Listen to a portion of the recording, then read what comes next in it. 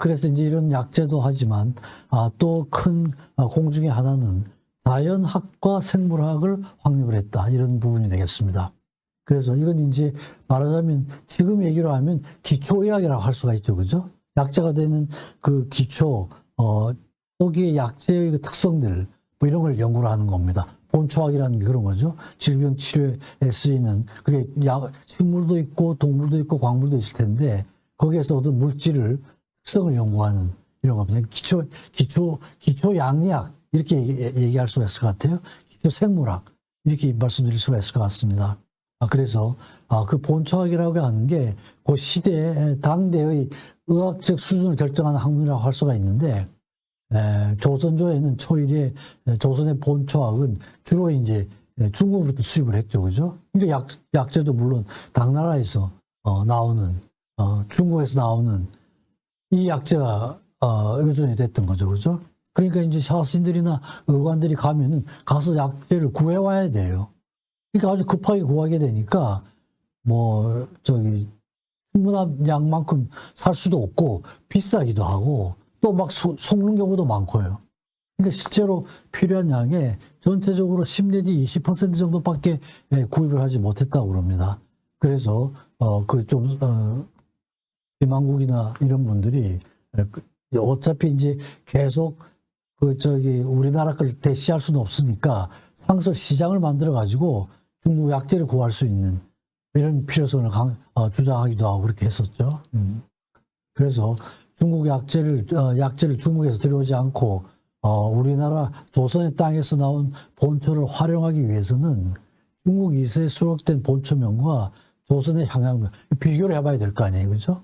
그래서 대체할 수 있는 게 있는지 없는지 없는 건 어떻게 해야 될 건지 이런 걸 해야 되는데 이런 체계가 전혀 잡히지 않고 100% 그냥 중국의 약재에 의존을 했던 이런 상황이었습니다. 그래서 그런 거에 대한 체계를 좀 잡아야 되겠다 이래가지고 거기에 대한 연구를 집중적으로 한 게 이제 이 본초학 이런 게 되겠습니다. 그래서 실제로 이제 이런 자연학, 생물학, 본초학, 진보를 이런 책들로는 세 가지가 이제 그 전까지는 정약전이 자산어보, 이건 흑산도 근처에서 그 물고기들의 생태를 연구한 거죠.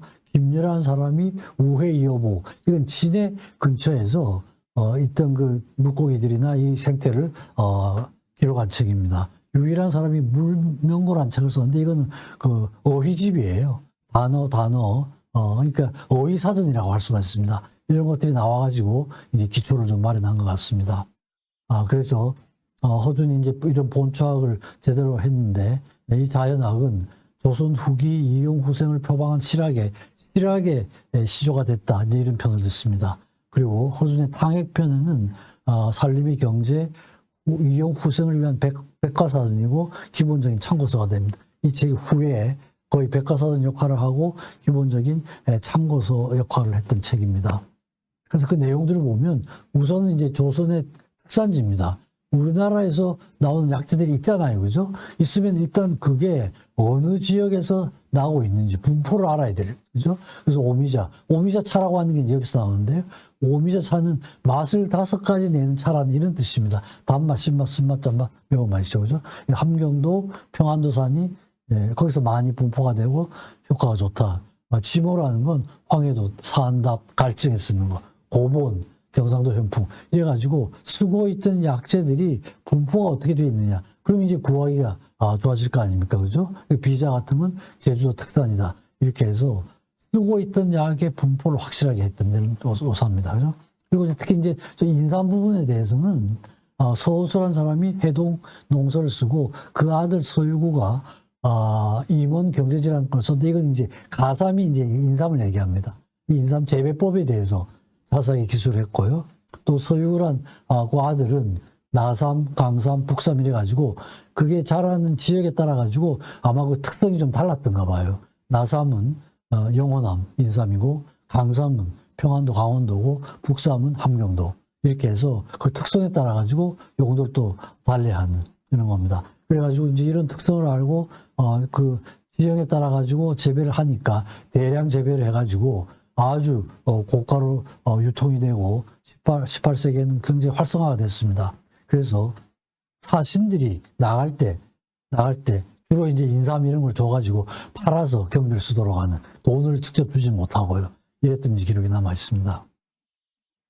그리고 이제 향명인데요. 말과 사물의 일치죠. 그죠? 그래서 실제로 이제 중국에서 쓰는 거하고 약이 있으면은 거기에 해당하는 게 조선에 있지 않느냐, 이런 겁니다. 그래서 이제 그런 걸 좀 조사를 한 거예요. 그래서 포공령이라는, 이런 그 약재가 있었는데, 이게 유방 치료에 효능이 있다 이랬습니다. 그런데 조선에서는 어떤 풀인지 모르는 상태였는데, 명나라 병사들을 통해 가지고 그 포경영의 실체를 파악을 하고 조선에서 두왕구라라는 식물이 있었던가 봐요. 근데 그게 명나라에서 얘기하는 포경영하고 같은 약물이었다고 그래요. 이러면 이제 굉장히 큰 이건 업적이죠, 그죠? 그 포경영을 들어오지 않고 두구라로 하면 되니까. 그러니까 이런 식으로 우리나라에서 지금 이름 부르고 있는 거하고 명나라에서 쓰는 게 이름이 다른데 기능이 같은 것 같으면 통일을 하게 됩니다. 수입의 필요성이 없어지는 이런 노력도 많이 했습니다. 그래서 실제로 중국에서 불리던 여실, 산자고 이런 이름들이 우리나라에서는 이것과 일치가 된다. 대치할 수 있는 거죠, 그죠? 굉장히 큰 업적이라고 할 수가 있죠, 그죠? 그게 이제 향명입니다, 그죠? 그리고 동물에 대해서도 뱀 종류에 대해서도 이게 이제 상당히 많이 이용이 되니까 뱀 종류를 자세히 분류를 해가지고 어떤 뱀은 어디에 쓰고 하는 거, 흰뱀, 검은뱀, 뭐 토도사 이래가지고 이제 용도에 따라서 상황에 따라서 지역에 따라 가지고 이런 자료를 잘 모아서 정리를 했습니다.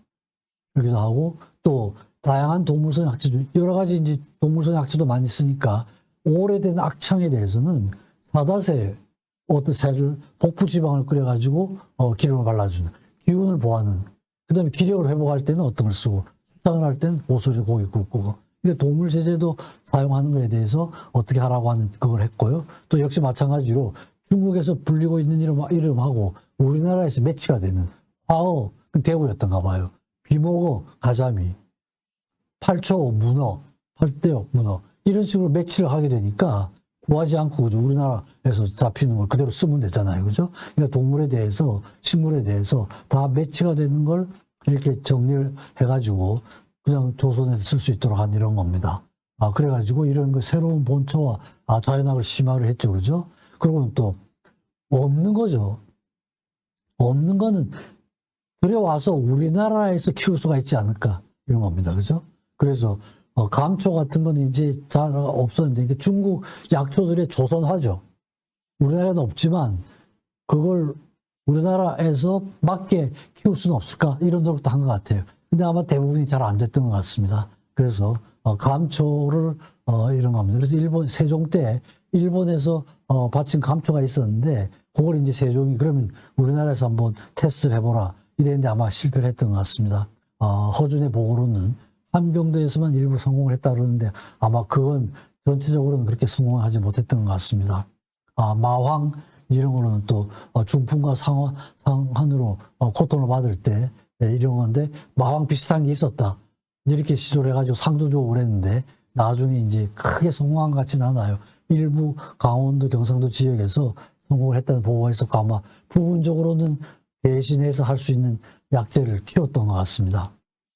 향신료 이런 것도 이제 국산을 하는 거죠. 후추 뭐 이런 거 딱 들어오는 게 비싸니까 우리가 할 수는 있지 않을까 이런 시도도 많이 했던 것 같습니다. 상당히 좋은 시도라고 할 수가 있죠. 그죠? 그래서 회향의 종자 수입을 구입을 해가지고 전국 재배도 하고 뭐 이랬던 것 같습니다. 조선의 자연학 지식이 발전했습니다. 그러니까 과거에 쭉 되어오던 게 또 잘못되어 있던 이런 거였습니다. 중국의 의서에 잘못되어 있던 내용도 고친 겁니다. 중국의 본처서에 보면 관동화라는 게 우리나라 조선에서도 산출된다 이랬는데 조사를 해보니까 관동화라는 건 우리나라 땅에는 없었던 겁니다. 그리고 백부자 이런 것도 이제 경상도 지역 전국에서 자란다. 중국에서 기록됐던 그런 것들이 잘못 기술된 건 그 오류를 바로잡는 것까지 시도를 했습니다. 국제 교류를 강화를 했죠. 그래서 강화가 된 거죠. 어떻게 보면 동의보감을 그 사람들이 구해갔으니까요. 근데 국제 교류는 조선 중기에 김덕방이라는 그 의관이 잡혀갔던가 봐. 임진왜란 때 가가지고 거기에서 이제 기초를 닦습니다. 침수를 나가타 도코온이란 그런 제자에게 전수를 하고 도코온이 나중에 친구 비전이라는 일본에서는 최초의 책을 저술을 하는데 그게 이제 우리나라 의관의 제자였습니다. 이렇게 해가지고 그때부터 국제 교류는 좀 있었다고 할 수 잡혀간 거긴 하지만 그래서 1636년에 일본 통신사를 통해 가지고 동의보감이 알려지게 됩니다. 그래가지고 1662년에는 이건 이제 마음대로 막 유출할 수는 없는 거죠. 동네부사 이원정이 일본 사람들이 동의보감과 의림 차료를 원한다. 이런 이제 장기를 올려가지고 그 다음에 허락을 합니다. 그래가지고 1663년에 동의보감이 정식으로 일본에 전달이 됩니다. 그래가지고 도쿠가와 요시무네, 도쿠가와 이에야스의 후손이겠죠, 그죠? 1724년에 일본판 동의보감이 나오게 되죠. 100년이 지난 후죠, 그죠? 그래가지고 그 책이 기본 텍스트가 됩니다. 백성들의 건강을 지켜주는 책이고 의관들이 반드시 읽어야 될 책이다. 이렇게 해서 열심히 공부하도록 합니다.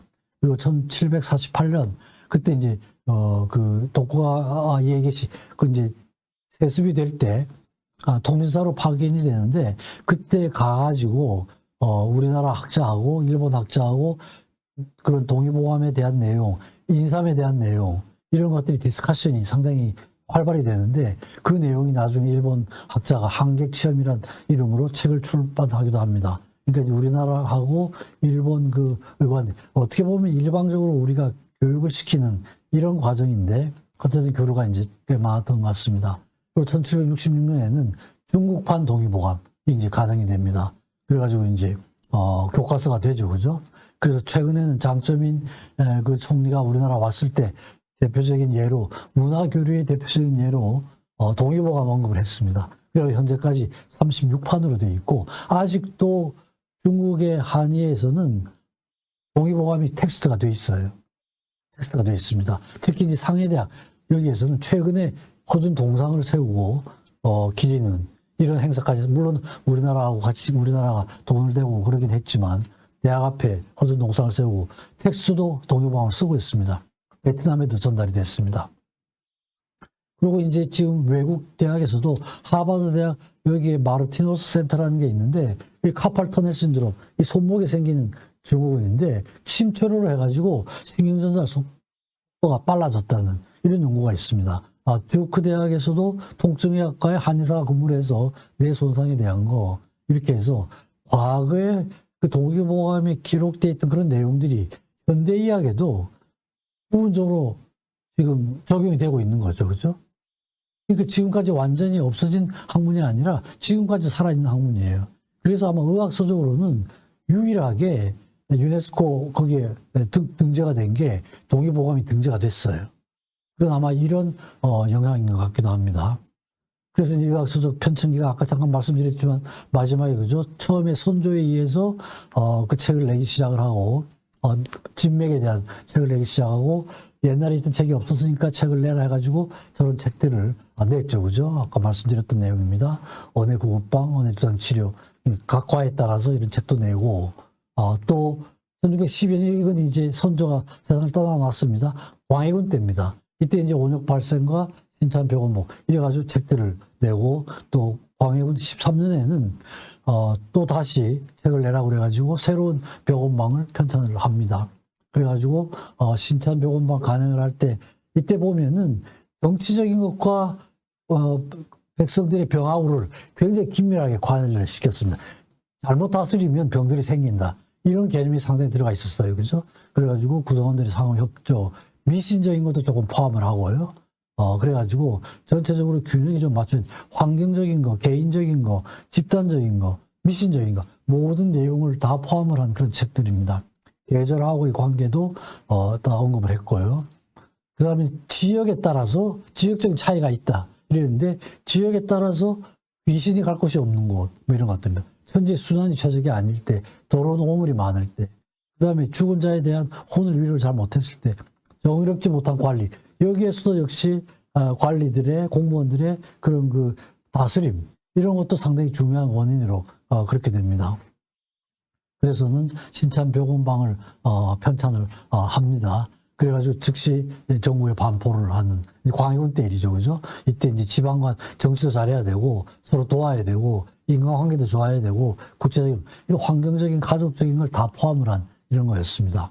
그래서 원적을 물리치는 방법들이 여러 가지 많은데 약물보호 계절에 따라서 어떻게 할 것인가 이것도 이제 분류를 했고요. 근데 부적과 액막이 이것도 이제 그 약물 치료 외에 미신적인 것도 이제 조금 포함이 되는 이런 걸 했었습니다. 하고 그러니까 부적을 어떻게 할 건지 이 미신적인 걸 완전히 무시하지 않고 그죠? 그게 이제 의학적으로는 어떻는지 생각했는지 잘 모르겠지만 완전히 무시할 수는 없다 이래가지고 일부는 포함을 했던 것 같아요. 이런 내용을 신찬백원방에 수락을 합니다. 예방의 강요성이죠. 그러니까 이제 병을 앓더라도 병을 앓고 있는 사람들이 어떤 걸 먹으면은 예방을 할 수 있다. 예방책까지. 이것도 이제 기본적으로는 선조가 내린 그 지침을 지속적으로 따라간 거죠. 그래서 예방 대책을 하는 거. 어떤 경우에는 어떤 걸 마시고 어떤 걸 하면 병에 걸리지 않는 사람들이 그걸 마시면은 예방이 된다. 예방책까지 세웠던 것 같습니다. 그리고 이제 당 동력이 유행을 하고 이래가지고 이제 배격신방을 또 새로 쓰라고 그러죠. 새로 쓰라고. 두 달 만에 배격신방이 완성이 됩니다. 여기에서는 사회학적인 발전으로 이렇게 하기도 하는데 여기서는 이제 새로 쓴 거에서는 어떤 그 미신적인 걸 좀 배제를 했습니다. 합리적인 근거를 또 바탕으로 하고 귀신 뭐 이런 미신적인 건 가능한 배제를 하고 상당히 이제 좀 발전이 된 거죠. 약물 치료를 적극적으로 하고 이런 겁니다. 그래서 귀신적인 소용보다는 분명히 진일보한 원인론으로 접근을 하게 됩니다. 그래서 신찬백원방에서 주장했던 이 뭐 금지한 거 이것도 사실은 의학적인 근거는 없고 미신에 가깝다 그래가지고 그것도 다 삭제를 했습니다. 그래서 마지막에 쓴 그 책에서는 가능하면 그런 미신적인 걸 배제를 하고 합리적인 근거 그다음에 가족적인 환경적인 건 포함을 했습니다. 그렇게 됐습니다. 그래서 허준의 이런 태도가 전체적인 태도를 보면 굉장히 경험에 바탕을 둔 거죠. 합리적인 태도를 했던 것 같습니다. 그래서 병이 생기면은 우선 정확한 관찰을 했습니다. 그러니까 초기 증상 나중에 진행이 되면서 증상이 어떻게 발전이 되는가 이걸 자세히 보기도 했고요. 그다음에 병을 앓은 후에 그 경과에 대해서도 그러니까 앓고 나서 어떤 경과를 밟느냐 이런 거에 대해서도 굉장히 자세하게 기술을 했습니다. 그리고 역병의 치료와 예방법으로 근기를 통한 조섭이라고 하는 게 건강이 회복되도록 앓고 나서 이제 원상태 되도록 하는 이런 거에 대한 그걸 조섭이라고 그러는데요. 건강이 회복되도록 몸을 보살피는 금주를 해야 되고 성생활에 대한 이런 가이드라인도 같이 좀 정했던 것 같습니다. 약물 치료는 적극적으로 해야 되고 무엇보다도 신뢰, 합리적인 어떤 지식의 바탕을 둬야 신뢰를 형성할 수 있다. 이래가지고 신뢰를 무엇보다도 중요하게 생각을 했습니다. 그래서 이런 내용들을 요약을 해서 말씀드리면은 그렇게 업적을 남길 수 있었던 건 우선 선조 및 광해군 이런 군주들의 철학이 확실했던 것 같아요. 상당히 자세하게 지시를 합니다. 백성들에 대한 배려가 특히 의학 부분에서는 굉장히 높았던 것 같아요. 그게 중요하죠. 그죠? 그 다음에 유이춘, 이분이 청거를 해줬잖아요. 그러니까 궁에 들어갈 내의원이 될 수 있는 찬스가 얻었던 거고, 거기서 양예수라는 아주 최고하는 스승을 만날 수 있었던 것 같습니다. 그러면서 다른 성리학자들하고의 교류도 하고, 의학과 도가와 불가와 성리학, 통섭적인 접근을 할 수 있는 이런 바탕이 되었던 것 같습니다. 그래서 업적을 보면, 조선의학, 그러니까 이전, 과거에 있던 조선의학하고 후기를 통합을 했죠.